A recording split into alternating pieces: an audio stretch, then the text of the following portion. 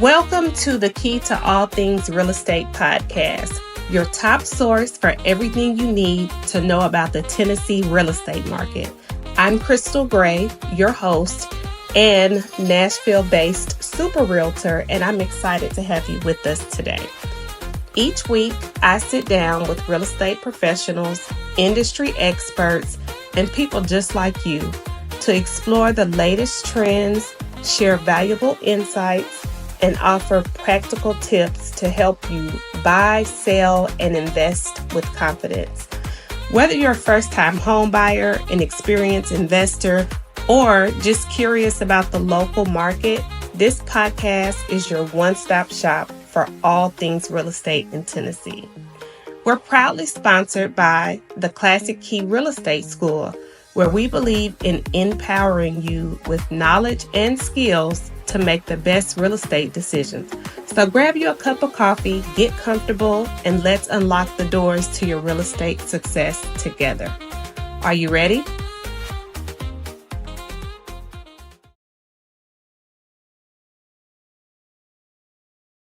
Good morning, everyone. This is Crystal Gray, the host of the Key to All Things Real Estate.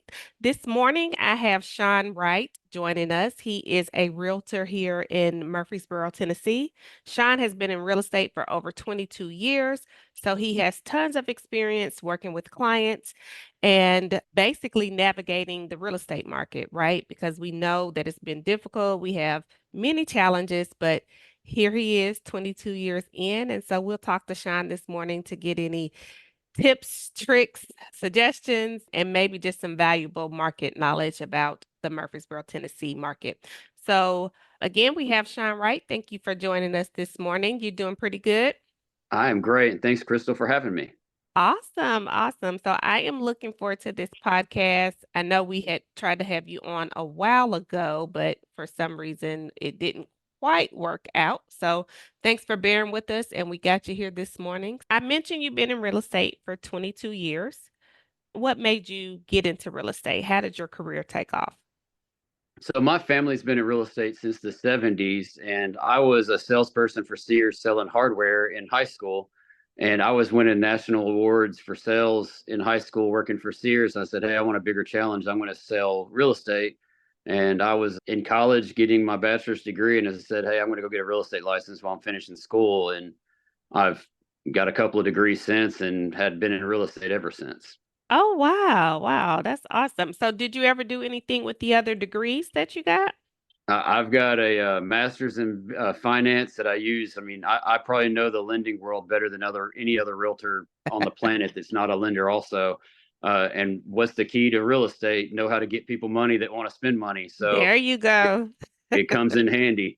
And then Awesome. and then I've got some supply chain management type education. So it really gets me where I run 3 offices, and that those degrees help me have my offices organized, help us run day to day more efficiently, and help our agents where they don't have to spend a bunch of time in the office and then go out and be with the people and do what they need to do.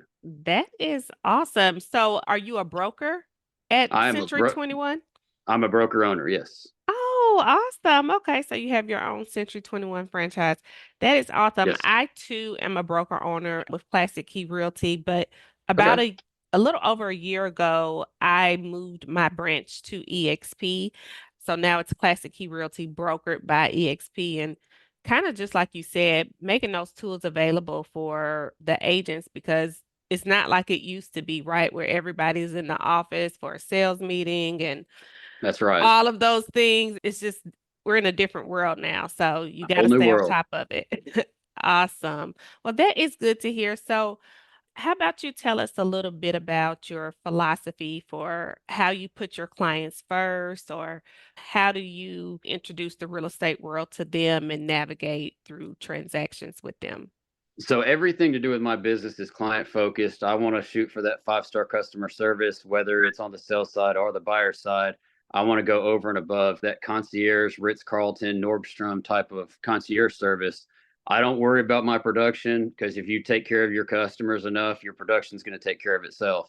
Yes. So all you young agents, don't walk around with mortgage written on your forehead because that means it's all about you. You got to make sure it's all about your client no matter what all the time. And when I Absolutely. when I'm meeting with a customer for the first time, I meet everybody face to face, whether it's at my office or a coffee shop, and we go over the hurdles of the whole transaction. Where, hey, this is going to be an emotional deal. My job is to keep it the least emotional it can be and kind of garner and facilitate the transaction to where you stay unstressed.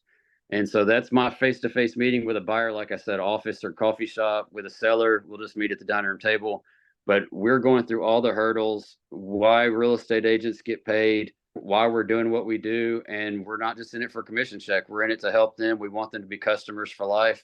And so I'm showing them the roadmap about why I want to be their I want them to be my customer for life. Yeah, that is awesome because just to expound on that a little bit, you know, the real estate market here now it's slowed down a little bit. It's not the same as it was 3, 4, 5 years ago when everything was just selling multiple offers and we were going through all of that. And so I think at that time, and not only that time, but a lot of people jump in real estate thinking, oh my God, it's so easy. And look, you just have to list it and it's going to sell. And I remember someone saying to me during that time, like, well, you should be so happy because now you could just make all this money just easy. And I was like, it's not easy That's because right. when we were going through that, it was double work, sometimes triple work because you had all of those offers and you had to have That's right. several meetings.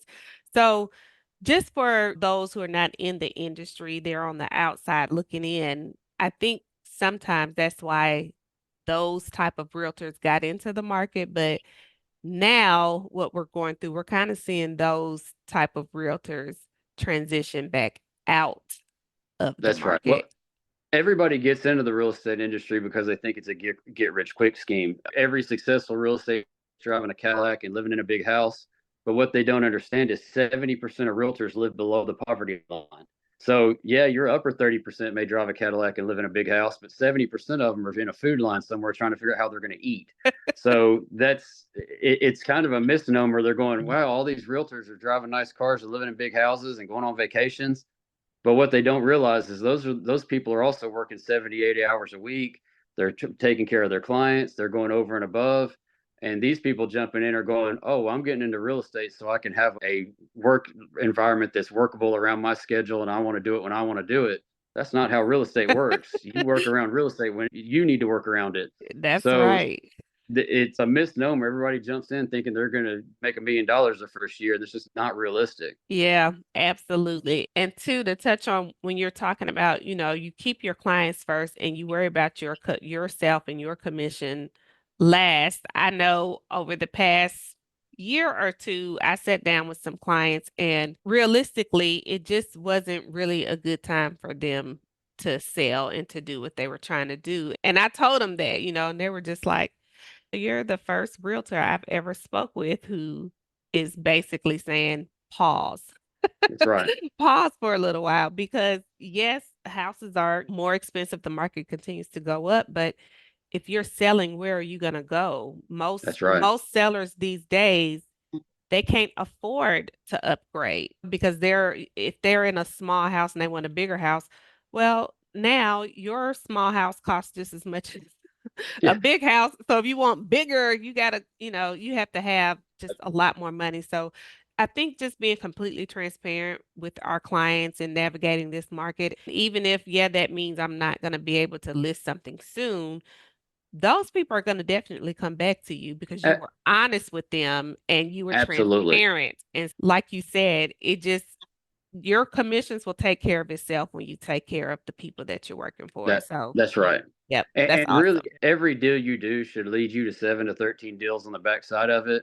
If you're taking care of your customers, if you're a brand new agent, look, I'm going to give you some advice that it's take care of your clients, build your foundation of your business correctly. Don't worry about building somebody else's name or start your business, build your business correctly, build your name, and take care of your customers, and you will be successful forever in this business. That's absolutely right. I totally, totally agree. So is this something that you kind of the agents that you have on your team or at your branch, is this something that you drill into them to make sure? Absolutely. I train every agent in all three of my offices. I have my coaching philosophy. I'm a certified real estate coach. And I have my philosophy that I teach every single one of them. And I tell them, look, I go, this is not a get rich quick scheme. This is not, you're going to make $1 million this year. Hey, could you make $1 million this year? Absolutely. But this is building it's just like building a house. We're building the Yeah. foundation of your business. So once that snowball gets to the top of that mountain and it pushes over the crest, your business is just off and running, and you don't have to work as hard once that snowball gets to the top of the mountain. That's I right. didn't say you had to stop working. I said you didn't have to work as hard. Yeah, absolutely. Well, that is awesome. I think we kind of share some of the same thoughts. I've been in the real estate market not 22 years, but close to 20 years. And so we've been through all of those changes and what we're going through now, we're used to the market. It goes up, it goes down, it stays the same. You just have to learn how to navigate around it. And That's to be right. transparent with your clients is like, yes, you could sell, but this is what these numbers look like. But if you wait a little while or what have you, this is what those numbers look like. So just being honest with them about their options and to really just get them thinking, this is not a decision you make in 5 minutes. Take your time, figure out what you need for you and your family, and then, hey, call me and let me know what you decide, and I'm going to back you either way. That's right. So awesome. So we kind of touched on this. My other question was going to be what strategies set you apart when you're selling properties for your client? Do you have anything else you Well, want to when maybe expand on? well, when you're listing a property, you've got to set yourself apart from everybody. And every single listing that comes through my office, we try to make them all look the same, whether they're a $50,000 listing or a $2 million listing. They all look the same. 3D tours, drone photography, professional photography, independent websites for each listing, open houses, virtual open houses, social media ads. They need to be that way. When you go into that listing agreement, you can look somebody in the face and say, this is what your listing is going to look like. This is what it's going to look like online. This is the impressions that you're going to get online the first week. And you're not lying. Every one of them looks the same. So every single time when you sit down there, you have a product that looks the same no matter which house it is, no matter what price range it is. Treat everybody the same and you'll be successful. Absolutely. Yeah. Yeah. That kind of reminds me of when I used to sell foreclosures. And I would tell people I can sell anything from a rundown shack to the $5 million house on the hill because there's something right for everybody. If it's at the That's right right. price, at the right location, there's something that's going to work for everybody, but you have to tell them that. You That's can't right. just not put anything behind it. Yeah, this shack may be for more investor friendly, not for your first time home buyer. So, absolutely, you treat them the same way, and just like you said, it's kind of the circle of life in real estate. Those people are going to come back to you or refer to you because, hey, I know I didn't have the most expensive house, but I still got the same thing. I seen his $1 million listing, I still got the same type of marketing. So it's Yeah, awesome. to your point, during the recession, 2010, 2011, I had a client call me and say, "Hey, I want to buy this $20,000 mobile home." And back then, our market's median price was probably $130,000, so substantially below our median price at that point. And I went out, showed him a $27,000 mobile home. He bought it. I took great care of him. Within 30 days, he bought a $600,000 house from Oh me my gosh. because no other realtor would even take the time to show him that $20,000 house. But I not only showed him the $20,000 house, I gave him that 5-star customer service, and he immediately came back and bought a $600,000 house when the median price was, like I said, low 120s, 130s. Wow. Look, just treat everybody well, treat everybody great, treat them how you would want to be treated, and you'll be fine in this business. Yep, that is absolutely right. So again, that circle of life in real estate, like they will come back to you. They will talk about you. They're going to market for you That's right. if you take care of them. So I think that is absolutely awesome. Let's see. Since you've been in the market 22 years, we already touched on some challenges that we all have as realtors. What would you say what challenges have you faced and how did you overcome those challenges and press on? Well, one challenge that I overcame early, and it's probably the best advice I was ever given in real estate. And I talked about it a little while, just vaguely earlier. Back about 2007, I'd been in the business 6, 7 years already. I was struggling. It was the very front of the crash. I had a 2-year-old baby, had a big house payment, And my wife got laid off from her job, and so I'm the only income. And I'd come into the office every day, and you could see every bill that I had on my forehead. Mortgage, car payment, baby, food, everything was on my forehead. Yeah. And my broker at the time said, I need come here and sit down. And he goes, I need you to take all those bills off your forehead. And I go, well, it's easy for you to say. You're not the one trying to figure out how to pay your bills. I go, you're sitting up here on your ivory tower. And he goes, look, I need you to think about something. He goes, I need you to just sit down. And he goes, I want you to do this. He goes, just try it for me for 3 months. And he goes, if it doesn't work, you can go back to having your bills on your forehead. But for the next 3 months, I want you to go all out. Just take your bills off your forehead. I want you to go all out, go around, prospect, try to grow your business. I know it's a recession. And he'd been doing this since the early 70s. And he's going, people are still buying and selling houses. So he goes, go out, work foreclosure lists, work short sales, do whatever. Just go work hard, take your bills off your forehead for 3 months and see what happens. And that was that happened in about June or July of that year. And that was, I had made maybe $5,000 all year at that point. And that's the first year I made over 6 digits in the real estate business. Wow. And I made it all in the last 6 months of the year. Oh my goodness. Awesome. Awesome. So that's the best to overcome challenge I had. I'll reiterate it till I'm red in the face. Don't worry about yourself. Yourself would be okay. Worry Yeah. about the people, worry about putting in the work. If you're a person that can work from home, that's great. I'm not. I have to be at the office because if I'm at home, I have to figure out I need to cut the yard. I need to wash the laundry. I need to do whatever. When I'm at the Yeah. office, it's my computer, my cell phone, and my office phone, and we're going to work. So Awesome. get you a place where you can work and not have distractions and put your head down and work. Yeah. Yeah. Dig in, like you Dig said. in. So during that time, what kind of prospecting did you do? Were you door knocking, cold calling? What kind of? So we were doing door knocking. We were calling renters, and that we worked with an insurance agent to get their renter policy list, and we were jointly calling them. And we were calling on renters. Hey, now is a great time to buy a house. Prices are down, rates are down. Let's get you in front of it. Let's buy a house. You can buy a house for cheaper than you can rent it. Then it's yours. You're going to grow equity.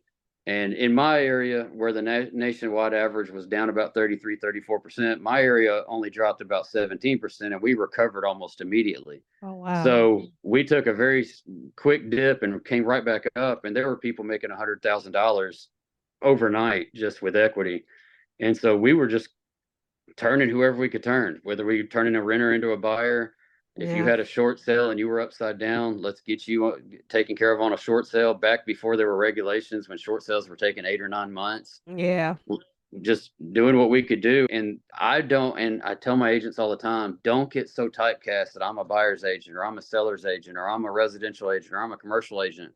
Learn the real estate business and take care of your clients where they need to be taken care of. And that way you don't have to go, oh, well, I'm just a buyer's agent. I can't list your house. Yeah, absolutely. Absolutely. Because that was important back then, and it certainly is important now. You have a lot of people doing a lot of different things. We have more entrepreneurs right now than we've ever had. And some of them, they need leasing, commercial leasing or commercial building. So you're right. Learn all the phases. And because, some people say, find your niche. That's right. And whatever that is, but they want you to choose between buyers or sellers. And I always said, well, my niche is real estate. My niche That's is right. all things real estate. My niche is my client. That's what my niche There is, you what my go. client wants. That's And right. think about this. If your niche is a buyer's agent and you're in a market like my market currently, rates are at 7%. My median household income price is more than the median household income is. Rate and houses are appreciating at 7 or 8%, even with high rates and high prices. And your niche is a buyer, you're probably sitting at home trying to figure out how you're going to eat. Yeah. You've got to figure out how to make real estate work and be able to flow with where the needs are. So if it's a seller's market, you go over and deal with the sellers. If it's a buyer's market, you go deal with the buyers. If the residential Right. market's dead and you need to go work with commercial, go work commercial. Yeah. Don't get so typecast that you get yourself out of the business. Yeah. Because I know some people who have done that. And I remember someone specifically, they would market as a buyer's agent. Well, they found out a family member of theirs, they found this out through a post on Facebook. A family member of theirs had listed and sold their house, and they were just like, why didn't you call me? And the family member said to him, well, you only talk about representing buyers. And so I didn't think that so Yeah, you're right. You need to brand yourself as the go-to agent, like you said, whether that's right now, we have a lot of people who are even working with renters because sometimes you don't have that many buyers right now. Like you said, we're at a 7% interest rate. So there's a lot more people renting. So some people are now finding ways to work with those renters and then hone that relationship to where, hey, you're still their go-to. I can take you through all phases, whether you're that's right. renting, buying, selling, I'm here. So I think that's actually really a really good point that you want to convey to agents and even newer agents as well. That's right. Be Let your client be the niche. Let your Yes, client's needs be the niche. That makes that's sense. right. I want to go back to something for just a second. I know you were saying that you're well versed as far as the mortgage industry. So, was it last year when they changed the restrictions for agents to now be a dual agent as far as doing mortgages and being a realtor? I think that FHA changed that last year or Yeah, either in and it's 2022. and some states have some restrictions too, but yes, most states allow you to do both as long as you're not doing your own loan on your own file. So Right. you can't be the realtor and the mortgage person on the E- same file. But Exactly. but yes, it's possible now, and with this NAR lawsuit, that may be some kind of way for buyers agents to still get compensated.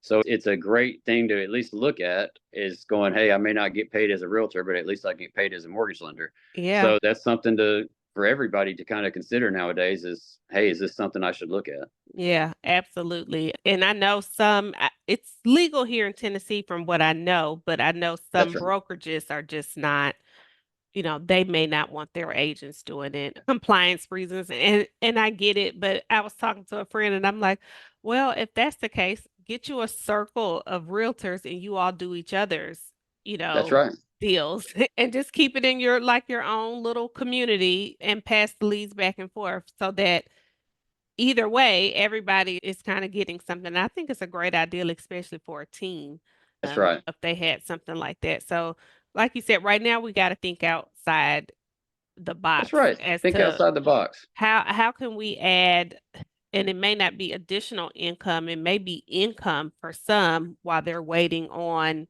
their next closing, and sometimes they may not know when A- that's going to happen. And who's to say that you start doing the loan side of it and you go, well, look, I like the loan side a lot better than the real estate side, Yeah, or I like the real estate side better than the loan side. But yeah, I'll say this, just as I mean, as in all of my years, the realtors that know the financing side of it do the best. Prior mortgage lenders are the best realtors because they know how to get people money. mm, So that's the name of the game. If you're representing a buyer, and I mean, everybody wants to do a real estate transaction, you just got to figure out how to get them through the money part of it. yeah. So if you know how to take care of the money part of it, then it makes your job especially if you're representing a buyer, it makes the job a lot easier. Yeah, yeah. And that's important too when you first take on that client, like when you were saying you sit down with them face to face and explain the steps and the phases of real estate. And I always try to tell clients not to scare you, but I want you to be educated on what may happen if this happens or what may That's happen if this happens. Because, like you said, it's an emotional transaction for a lot of people, whether it's a seller or a buyer. So, just kind of walking them through the steps and then giving them options as to, okay, if something like that happens, we go here, or we just kind of setting the forefront so that if it does occur, they're already prepared in a sense and it'll work out a lot better. and you get to go back when you get to that emotional point, you can see the steam coming out of their ears. You can go, look, this is what I was talking about in that face to face meeting. Yep. We already talked about this. This is how I told you it was going to go. And let's just take a step back. Let's count to 10 and let's give it a Yes. chance to work itself out. And Yeah. 95% of the time, it's going to be fine. Yeah. And I find it to be that some agents are emotional too, the ones who are more so worried about their commission. That's right. And it's a different type of transaction because they're showing that their clients that they're stressed and they're frustrated. And so now the client is extremely stressed and frustrated, but it's not even the client's problem. It's your own issue. So Yeah. That's your job. Yes. So yeah, like you said, we want to carry that stress for you. We want the Yeah, burden. We want to bear the burden of it, and we want to help get it worked out so that when we do come and talk to you, hey, we have a level head because we want to keep you level. But I've they're seen looking at where, you. yes, and I've seen where the clients, the agents' emotions have rubbed off on the clients, and you can That's kind right. of always tell. And I'm like, if you keep a level head, they'll have a level head. But that's awesome. Well, last question, unless there's anything else you want to talk about or touch on. I'm good. Let's what you got? So I was just going to ask right now. Well, actually, I want to ask two things. So you said you have three offices, three Century 21 offices. Yes, I have Century 21 Wright Realty in Murfreesboro, Tennessee, and then I have Century 21 Coffee County Realty and Auction in Manchester, Tennessee, and Tullahoma, Tennessee. Oh, wow. Okay. So are you an auctioneer? I am not an auctioneer. So Okay. I've got some auctioneers that work for me and they take care of their great auction company and they do well with auctions, but that's not my bag. Yeah, I actually had this was some years ago, and I can't remember the guy's name, but he was talking to me and another realtor. We had did some type of class or something together, and he was like, "Listen, you ought to get your auctioneer's license." I think it was Tullahoma where you would have to go to take the test or something. Hmm. But he was just explaining to me like, "Hey, there's not a lot of women that There's are not. auctioneers." It's a man dominated thing. Yeah, and I thought about it for a hot second, and then I was like, I already have enough going. I already have enough going on. That's my thing. I got enough going on. I don't need to go hanging at an Yeah, auction. let's just let you all stick to that, and we stick to what we do best. But okay, so all three offices, how many agents do you have total throughout 71 total between the 21? three offices. Oh wow. Okay, okay. That's awesome. That's Yeah. really awesome. Which office brings in the most revenue? So there's different ways to look at it being a broker owner. You got to look at it as office money, not necessarily the most revenue, because you may have some agents on some high splits. You may have Mm, different things going on at different offices. So they all do really well in their own respects. So they bring in money differently. And like I said, gotcha. some offices have higher splits than others. Some agents have higher splits than others. So it kind of skews the gross numbers a little bit. So they all Gotcha. do well. Okay.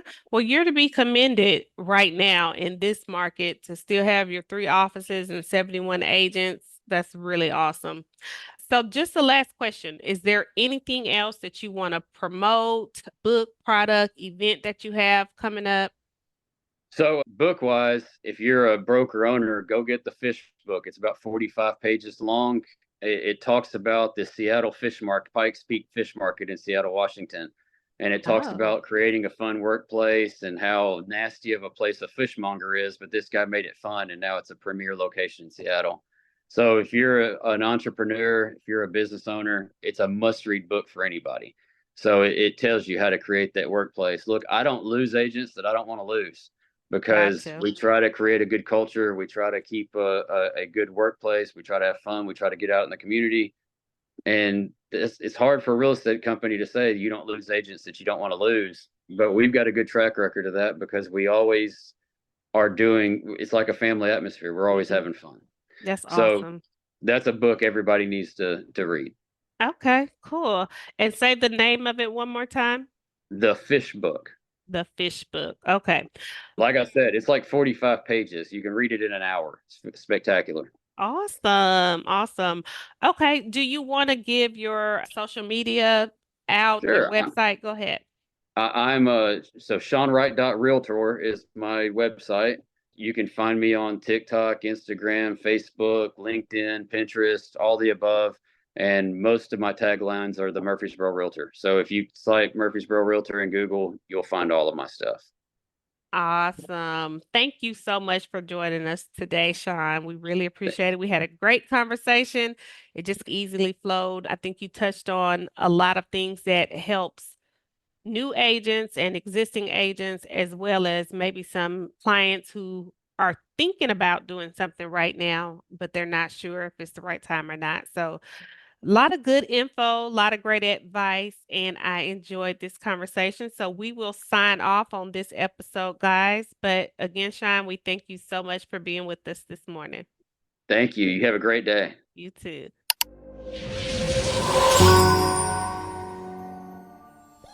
That's a wrap for this episode of the Key to All Things Real Estate podcast.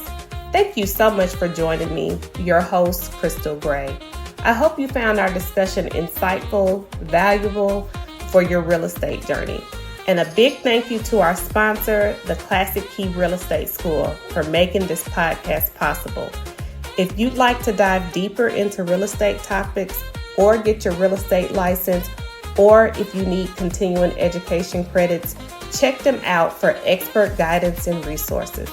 Don't forget to subscribe to our podcast. This way you'll never miss an episode. If you enjoyed today's conversation, leave us a review and share it with your friends. Your feedback helps us keep bringing you the best content. If you have any questions or topics you would like for us to cover, reach out to us on social media or email us at crystal@classickeyrealty.com. We'd love to hear from you. Thanks again for tuning in, and until next time, let's keep unlocking the doors to your real estate success. Have a great day, and we'll see you on the next episode.